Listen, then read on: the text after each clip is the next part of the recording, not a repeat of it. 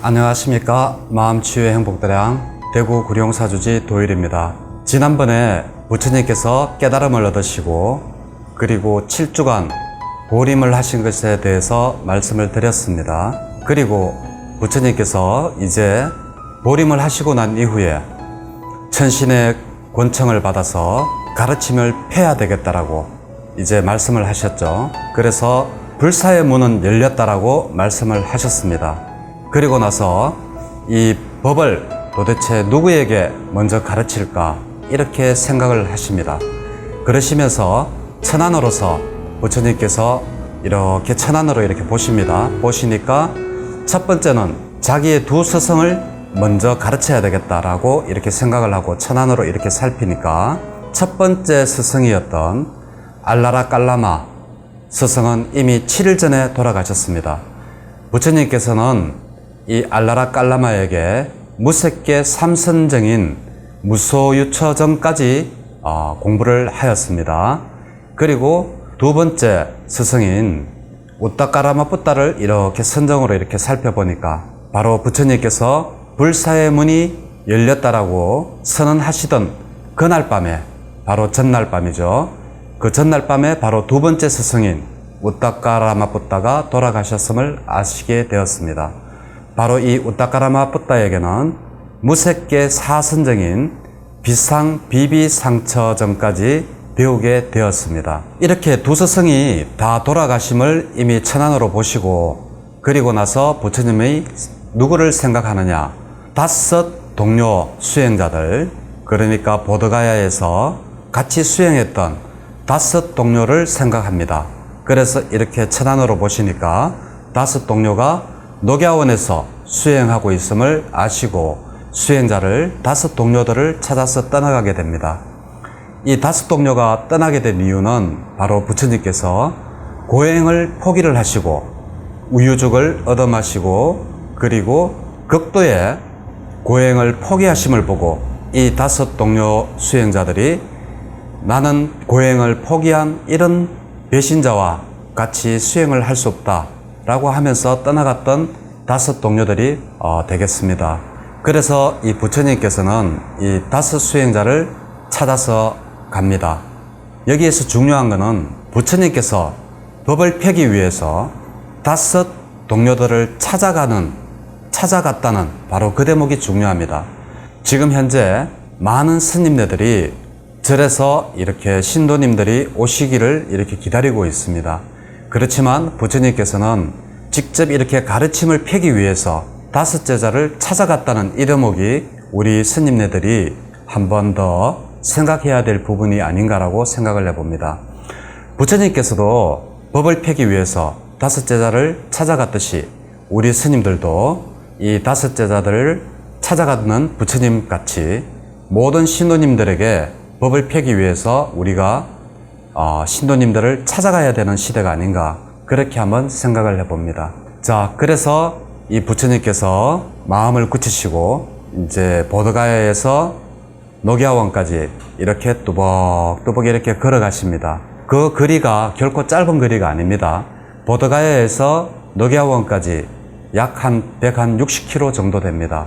굉장히 먼 거리죠. 이러한 거리를 그 논밭길을 이렇게 뚜벅뚜벅 걸어가시는 그러한 모습을 이렇게 한번 상상을 해보면 정말 가슴이 참 메어집니다. 그렇게 이렇게 걸어가시다가 또 어떠한 일을 당하시는가 하면 인도 굉장히 덥죠. 그래서 나무 그늘 밑에서 이렇게 앉아서 쉬고 있을 때 그 한 브라만입니다. 외도 우빠까라는 이러한 브라만이 지나가면서 이렇게 보니까 한 수행자가 나무 그늘 밑에서 이렇게 앉아 있는데 그 모양이 굉장히 빛이 나고 피부가 굉장히 맑으며 굉장히 청정해 보이는 겁니다. 그래서 이 외도 우빠까가 부처님에게 다가가서 묻습니다. 그대의 스승은 누구이며 그 스승으로부터 무엇을 배우는가라고 이렇게 질문을 합니다. 그러니까 부처님께서 어떠한 말씀을 하시는가 하면 나는 일체를 극복한 자이고 일체를 아는 자이고 일체의 세상에 전혀 오염되지 않았고 일체가 버려졌고 그리고 가래가 부수어졌으며 모든 것으로부터 해탈된 자다. 그리고 나 스스로 알았으니 나에게 스승이 있겠는가? 이렇게 이야기를 하니까 그 외도 욱박가가 그래, 그럴지도 모르지 라고 이렇게 하면서 굉장히 비웃으면서 지나가는 그러한 내용을 율장에서는 볼 수가 있습니다. 자, 그리고 이제 그러한 일을 겪고 난 다음에도 이 부처님은 5 제자를 찾아서 녹야원으로 끊임없이 뚜벅뚜벅 이렇게 걸어가십니다. 그런데 녹야원이 굉장히 이 평지인데 녹야원 그 입구에 보면 나지막한 언덕 같은 산이 있습니다. 그 산에서 이렇게 5 수행자들이 이렇게 보니까 저 멀리서 고타마 붓다가 온다, 배신자 고타마 붓다가 온다, 이렇게 이야기를 합니다. 그러면서 이 5 제자들이 서로 이야기를 합니다. 우리가 오면 저 정진을 포기하고 윤택하게만 살아왔는 저 고타마 붓다 우리 아는 척도 하지 말자.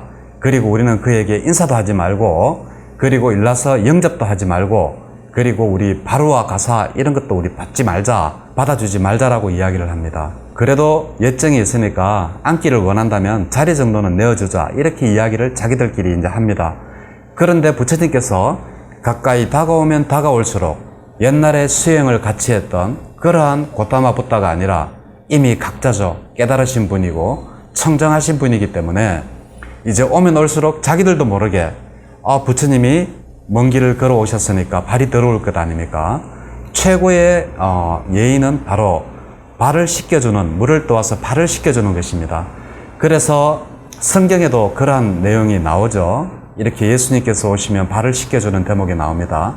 그래서 요즘 목사님들이 퍼포먼스를 많이 하죠. 신도님들 발을 씻겨주는 그러한 것들을 퍼포먼스로 이렇게 하기도 합니다.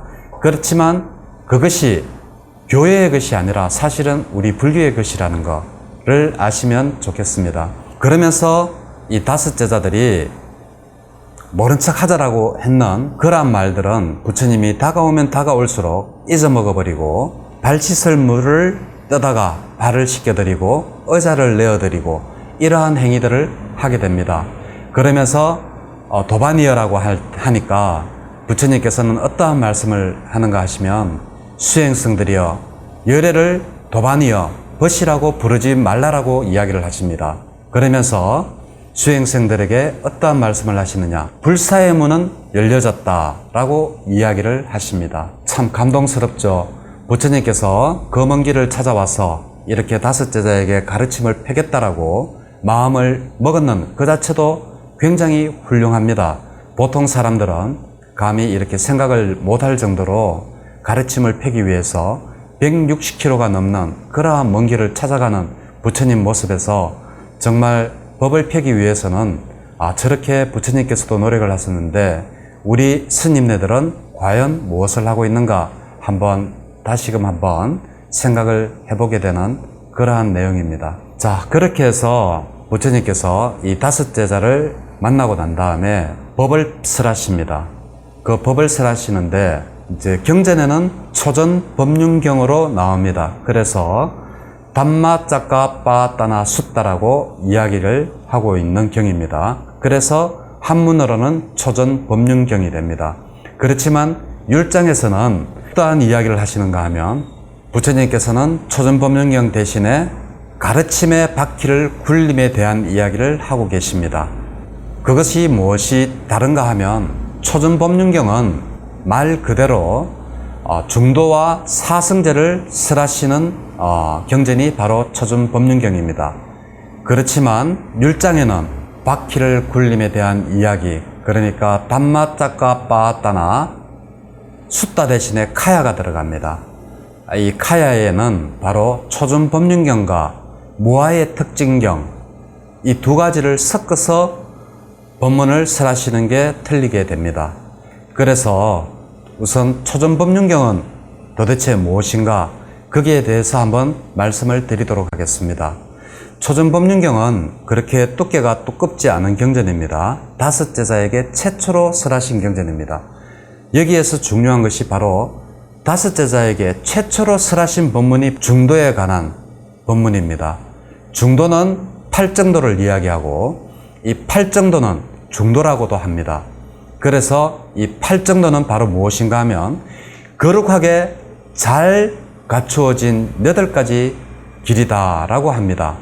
그래서 그 8가지란 바로 도대체 무엇인가?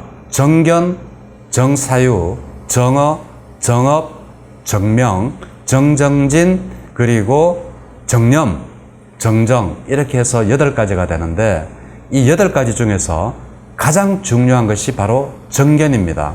정견이 잘못되면 그 나머지 정사유, 정어, 정업, 이러한 것들이 전부 다 잘못되게 되기 때문입니다. 지금 많은 불자님들이 한일 무역 분쟁으로 인해서 많이 걱정을 하고 계시는 것을 볼 수가 있습니다. 저 또한 굉장히 많이 걱정이 되는 부분이기도 합니다. 왜냐하면 나라가 편안하고 국민들이 잘 살 때 우리의 종교생활, 즉 불교에도 관심을 가지고 불법을 배우고자 하는 그러한 행위들을 할 수가 있고 절에도 자주 오실 수가 있기 때문에 저 또한 스님이면서 걱정이 되지 않을 수가 없습니다. 그러면 이러한 문제가 왜 생겨났는가? 개인적으로 저는 생각을 해봤습니다. 바로 정견이 잘못되어졌기 때문에 바로 이러한 문제가 생겨났다라고 생각을 하고 있습니다. 정견, 현실을 바르게 직시하는 겁니다.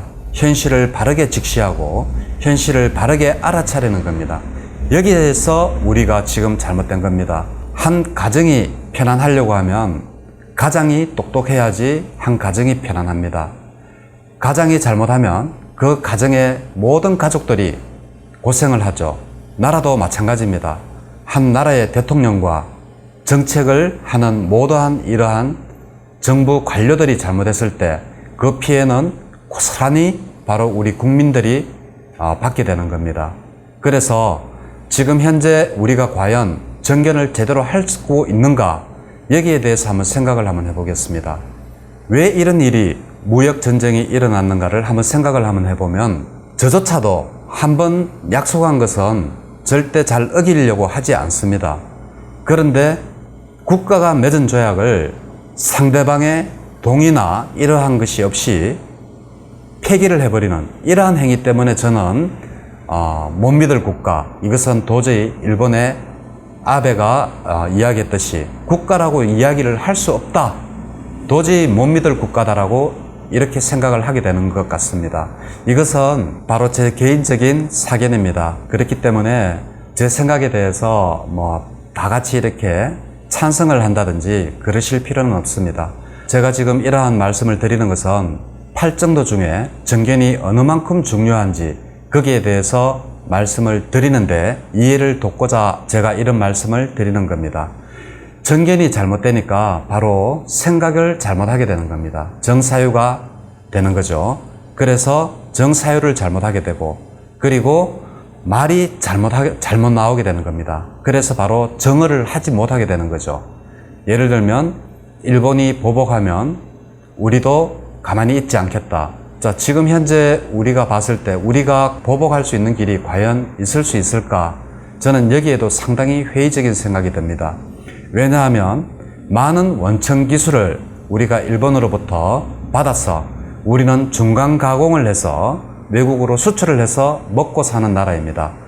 만약에 일본이 원자재를 우리에게 주지 않으면 우리가 과연 버틸 수가 있는 힘이 있는가? 그런데도 불구하고 대통령이 아니면 정부가 그런 무책임하게 이렇게 정견을 가지지 못하고 정사유를 하지 못해서 정어를 하지 못하고 이러면 다음 행동도 또 잘못하게 될까봐 상당히 염려스럽습니다. 그래서 이 팔정도를 자세히 보면 팔정도는 부처님께서 우리가 그냥 살아가는 가르침만이 아니고 우리가 현실에서 어떻게 적응을 하면서 살아가야 되는지에 대한 그러한 가르침이 아닌가 이렇게 생각을 합니다.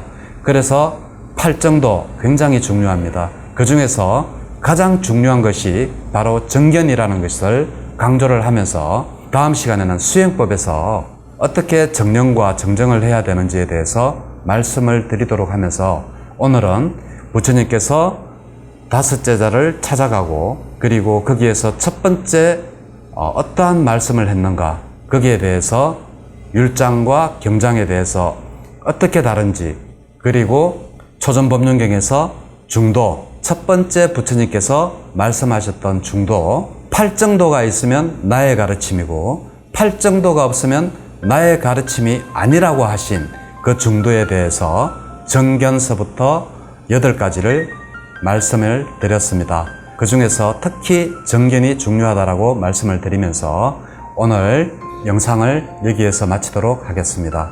예, 감사합니다.